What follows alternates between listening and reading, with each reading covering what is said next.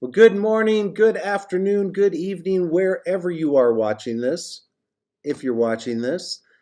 Today is Tuesday, March 11th, and we are here live from the Presbyterian Church of Broomfield. And every Tuesday, we try to give you some encouragement, give you something to think about. It's not very long, so you don't have to turn me off just yet. But I want you to know a couple of announcements before we begin. First of all, it's the 11th, so that means in 8 days, your pastor is going to get older. And that's a bummer for your pastor, but it's a happy day because there's cake. So I always look at that and mix that into the day. There's also some really good basketball coming up, and I encourage you to completely leave your work behind and watch basketball most of the day. That's probably not very responsible. But anyway, cake, basketball, and there's actually things going on at our church too. Today at 2 o'clock, we are having a prayer meeting right here in my office. It's a chance to pray, a chance to be prayed for. We take about an hour and we talk for a little bit and then we pray. It's that simple, but it's that important. And I want to invite anyone who wants to come. Also, on the 22nd of March, we're having our blood drive. And if you are interested in giving blood, you need to sign up in order to do so. So I want to encourage you to call our office or to talk with Brian Fallon. Those of you who know him, he will help you sign up and get you there. Okay, here's the verse for today, Luke 10:27. Love the Lord your God with all your heart, with all your soul, with all your strength, and with all your mind, and love your neighbor as yourself.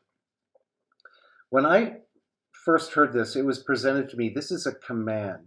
God is commanding you to love him first. And it always seemed kind of strange. Why does he have to command me to do that? I think now I kind of see it better. When God calls us to love him first, put him first in our lives, he does that because not only it's a place where he deserves, but he also knows the pain that we're going to go through when we get our loves out of order.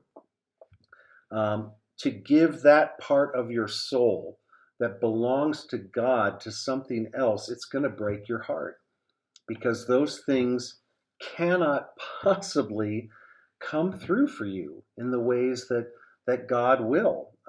Only he will never leave you or forsake you. And the command actually isn't as much of a command, but it's more of a rescue.